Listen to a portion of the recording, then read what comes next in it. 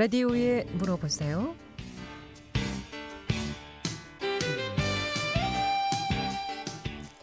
여러분 안녕하십니까? 라디오에 물어보세요. 진행의 김혜정입니다.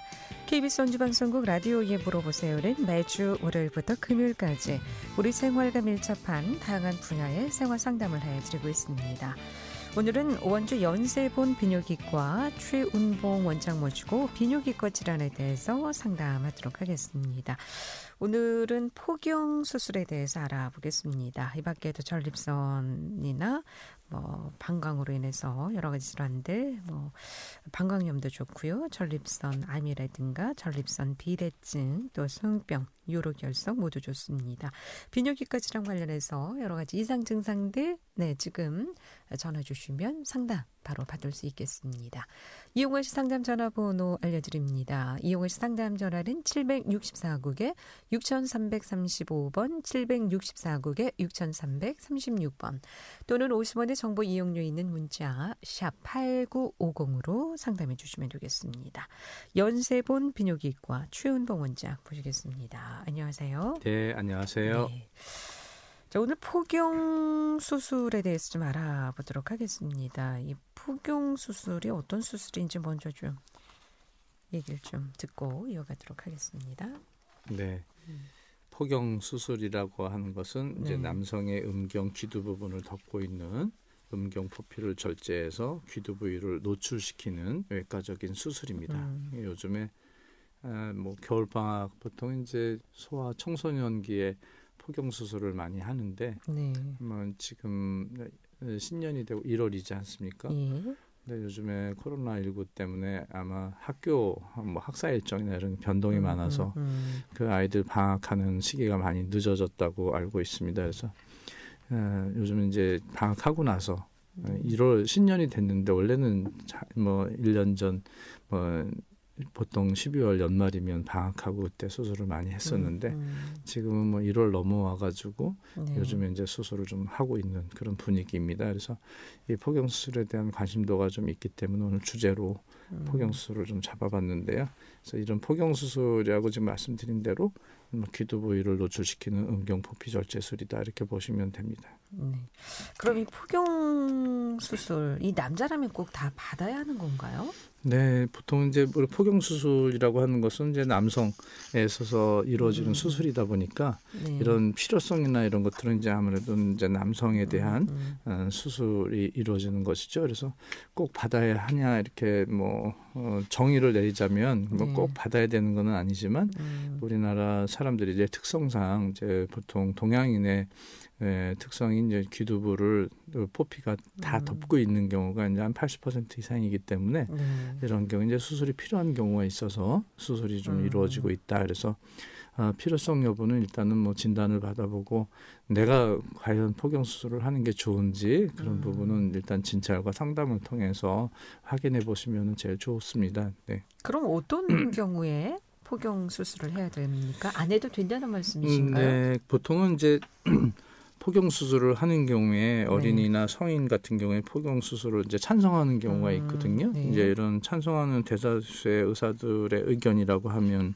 개인의 위생이라든지 요즘에 이제 관심이 많은 인유두종 바이러스, 이게 자궁경부암과 연관돼서 질병 전파에 대한 것의 위험성이라든지 이런 부분이 있어서 질병의 예방에 대한 것들, 그다음에 이제 남성에 있어서는 성인이 됐을 때 선관계에 의해서 이루어질 때 조루증이라든지 성감, 등대 등을 이제 꼽았습니다. 그래서 이런 장점들에 대한 부분들을 일부 전문의들이 주장하는 비수술, 그러니까 포경수술 무용론하고는 좀 다른 부분에 있어서 얘기를 하는 것이고요. 보통 이제 수술을 좀 반대하시는 분들에 있어서는 그 귀두 이상 상태가 청결하기 때문에 그 수술을 안 해도 된다고 하는 전제가 있기 때문에 보통은 이제 귀두가 덮여 있는 부분에 있어서는 귀두가 청결할 수 있는 상황이 그렇게 많지는 않습니다. 대부분 요즘에 저희가 이제 위생시설, 예를 들어서 이제 목욕시설이라든지 이런 게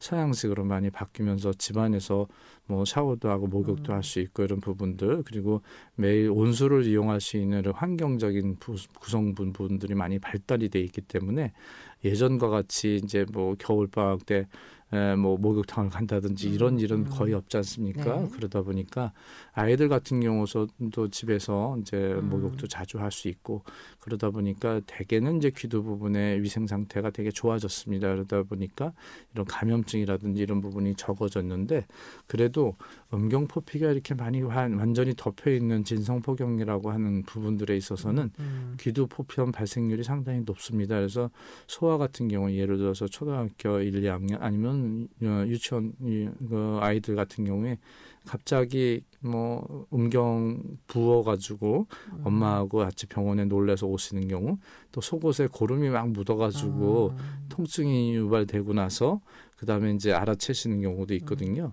그래서 이런 부분들에 있어서는 추후에 당장 수술이 이루어지지 않더라도 수술이 필요한 아이들이 많이 있습니다. 그래서 이런 포경 수술이 그런 아이들 위주로 해서 이루어지고 있다.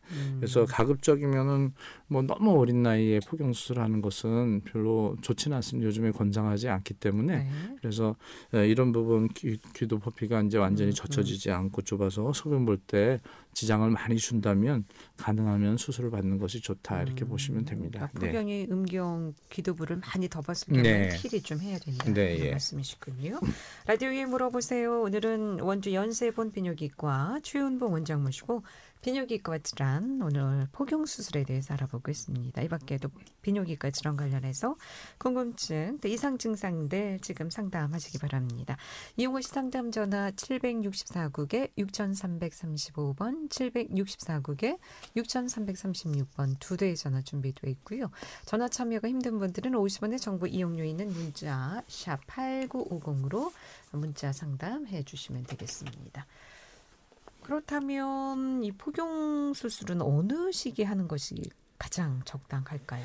네, 보통 예전에는 신생아 시기에 간혹 하기도 했습니다. 그게 무슨 얘기냐면 우리나라 같은 경우는 이제 남아 선호 사상이 있습니다. 그래서 아이들 예전 어르신들 보면은 야, 너 아이 무슨 누구 낳았어? 뭐 그러면은 남자아이입니다. 그러면 좋아하시고 여아 나면은 실망하시고 그랬었는데 그런 분위기가 좀 한 것도 있고요. 그래서 아이를 낳고 나서 남자아이가 태어났을 경우에는 뭐 할아버지가 주는 선물, 아빠가 주는 선물 그래서 포경 수술을 당연시 해야 되는 거 아닌가? 아이들은 그때 통증을 못 느끼니까 이왕 났으니까 남김에 하자. 태어나자마자 그럼 그렇게 하는 경우가 간혹 있었거든요. 그래서 그런 부분은 지금은 신생아 시기에 하는 수술은 이제 반대하고 있습니다. 그래서 그런 부분은 왜 그러냐면은 성기도 신생아들 같은 경우는 이제 성기 모양이 완전히 갖춰지지 않은 상태에서 판단이 안 서는 상태에서 오히려 수술로 인해 가지고 부작용이라든지 합병증을 만들 가능성이 높기 때문에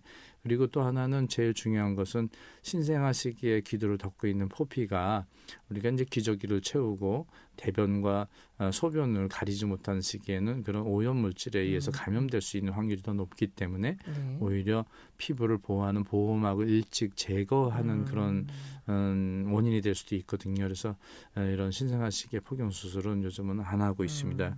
그래서 뭐 적정한 시기다 하면은 아이들 같은 경우 발달이 성적으로 발달되는 시기 사춘기 전후로 해서 이런 수술을 요즘에는 많이 하고 있습니다. 그래서 초등학교 고학년 요즘에는 아이들의 발달도 성적인 발달, 뭐 외성기에 나타나는 사춘기적 성향이라든지 이런 것들이 조금 일찍 나타나는 경향이 있고요.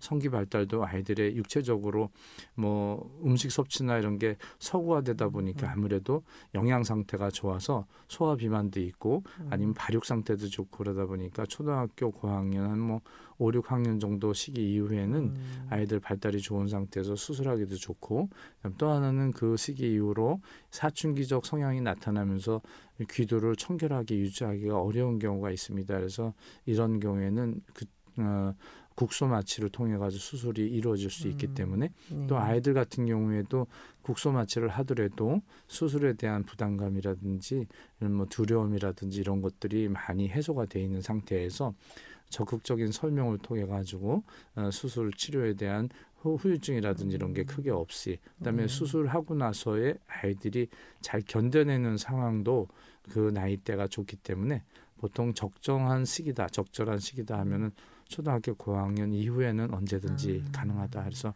나이로 따지면 뭐 10세 이후에는 언제든 가능한데 그것도 발육 상태에 따라서 조금 뭐 1, 2년 정도 차이를 두고 볼 수가 네. 있겠습니다. 요즘 또 사춘기가 워낙 일찍 와서 네.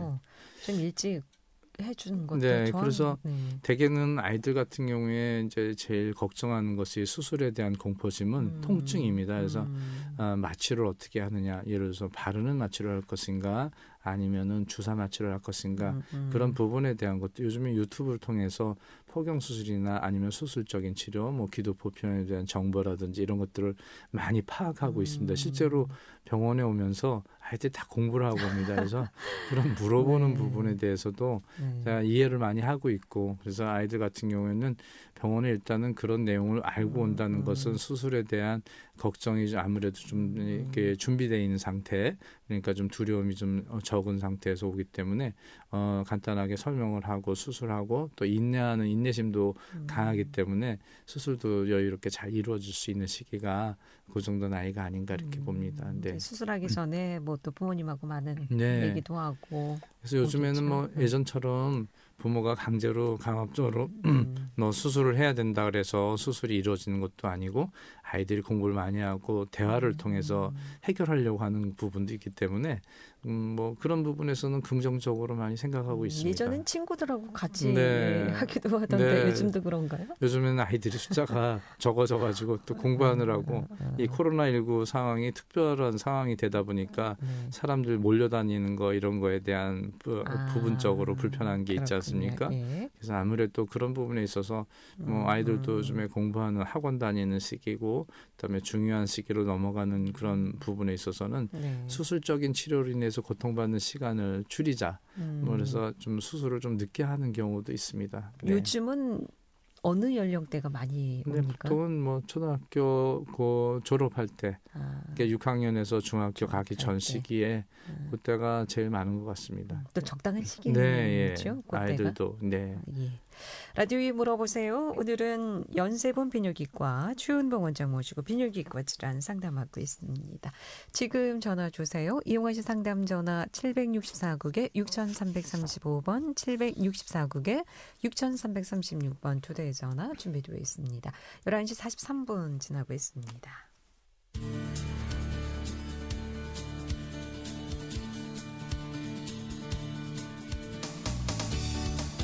여러분께서는 KBS 원주방송국에서 진행해드리는 라디오에 물어보세요를 듣고 계십니다. 라디오에 물어보세요는 매주 월요일부터 금요일까지 실생활에 필요한 생활 상담을 해드리고 있습니다. 라디오에 물어보세요. 지금 여러분의 상담 전화를 받고 있습니다. 전화 주실 곳은 764-6335번, 764-6336번입니다. 지금 전화 주시면 전문가와 바로 상담하실 수 있습니다.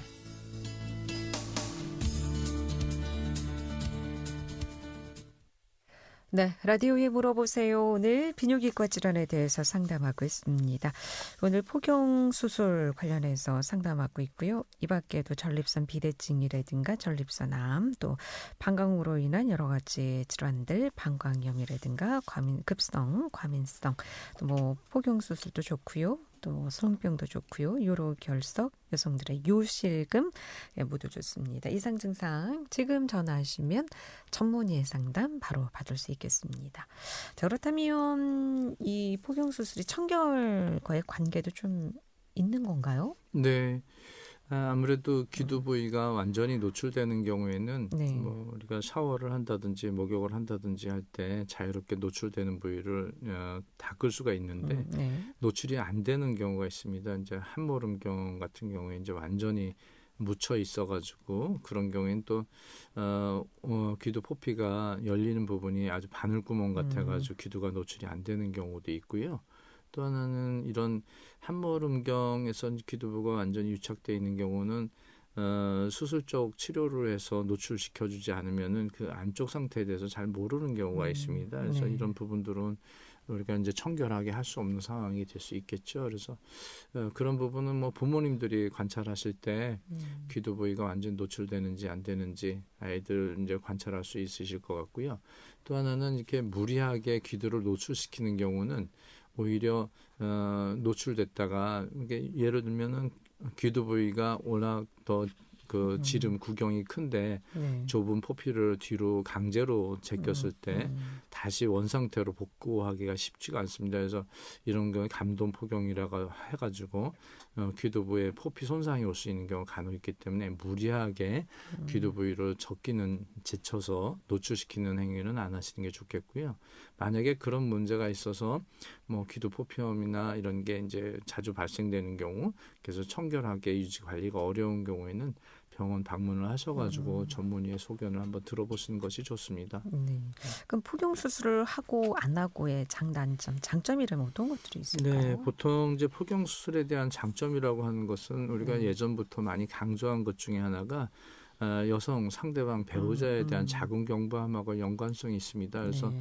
요즘에 이제 자궁경부암을 일으키는 바이러스가 인유도종 바이러스라고 해서 보통 성인이 된 이제 성접촉을 하게 되는 연령대에 있는 젊은 남성에 있어서 이런 데에 관심이 많이 높아져 있습니다. 그래서 상대방에 대해 성적 관계를 했을 때 병을 옮겨주는 상태가 이런 포경 수술을 하고 안 하고 이제 귀두 포피가 노출되고 안 되고 있는 상태에서 감염률의 차이가 있을 수 있기 때문에 이런 상대방 배우자에 대한 이제 자궁경부암 노출 여부 등 이런 부분들에서 이제 영향을 받기 때문에 네. 이런 귀 포경 수술을 하는 것을 이제 권장을 하는 것들이 있습니다. 그래서 예전에 이제 뭐 이스라엘 얘기를 많이 했는데 이스라엘에서도 이제 포경 수술 많이 할례를 하기 때문에 자궁경부암 빈도가 낮아졌다. 우리나라에서도 이제 과거보다는 그래도 포경 수술 빈도수가 많이 높아져 있기 때문에 자궁경부암의 빈도수도 이제 과거보다는 좀 떨어져 있다 이런 보고도 있습니다. 그래서 아무래도 그런 직접적인 연관성이 있는 질환들하고도 연관성이 있지만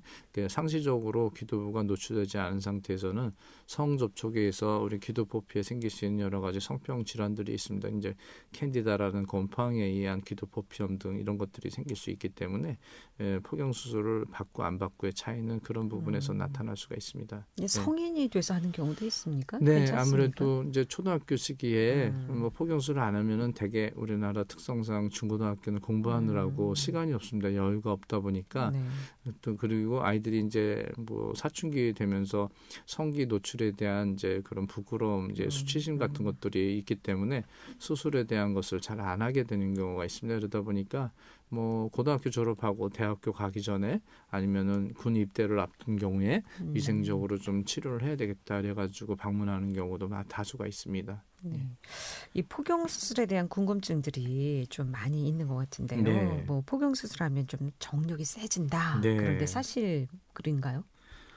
정력과하고는 무관하고요. 사실은 네. 이제 음경 발기 부분에 있어서는 음경 해면체라고 하는 발기 기둥에 어떤 혈관적인 문제가 있는 경우가 생기는 것이고, 그 음경을 이제 감싸고 있는 그 포피에 대한 문제에 있어서 귀둔 포경 수술하고는 뭐 직접적인 연관성은 없습니다. 근데 다만 아무래도 귀두부가 노출이 되게 되니까 압박받고 있던 귀두가 좀 커지는 그런 상대적인 효과가 있어가지고 뭐 제일 그런 뭐 우스갯소리 많이 하지 않습니까? 그래서 뭐 머리가 큰 사람이 뭐 효과가 좋다 뭐 이런 얘기도 하는데 그런 부분 때문에 아마 정력에 대한 어떤 환상이 좀 있으실 수도 있고요. 아무래도 네. 그런데 뭐 귀두가 노출된 상태에서 위생적으로 좋다고 하면 그런 부분이 정력에 있어서 좀 더 영향을 미치지 않나 이런 생각도 있습니다. 네. 6019번님이 문자 상담인데요. 포경 수술을 하면 음경이 커진다고 하는데 사실인가요? 네, 그게 이제 제가 좀 전에 말씀드린 네, 대로 네. 귀두 포피에 의해서 압박받는 귀두를 노출시켜주고 이제 수술 시에 이제 절제되는 조직을 피하로 이렇게 모아가지고 우리가 이제 말아서 포경한다 이런 얘기를 많이 하는데요. 네. 그러다 보니까 성기 확대 효과를 얻을 수가 있습니다. 그렇지만 일부에서는 성기 확대 목적으로 포경 수술 대신에 이제 이물질, 뭐 파라핀, 바사린 같은 넣는 경우가 이제 간혹 있는데 이런 경우에는 이제 후유증이나 이런 합병증이 많이 생길 수 있기 때문에 그런 건 피하시고 포경 수술하는 방법 중에 있어서 예전에는 그냥 귀두 포피를 무조건 절제를 했습니다. 그런데 지금은 귀두 포피의 이제 안쪽에 있는 피하 조직 같은 것들을 완전 절제를 통해서 제거하는 게 아니고 부분적으로 남겨가지고 모양을 성형을 하는 방법으로 수술을 하기 때문에 아무래도 성기가 좀 커지는 느낌은 가질 수 있으세요. 네.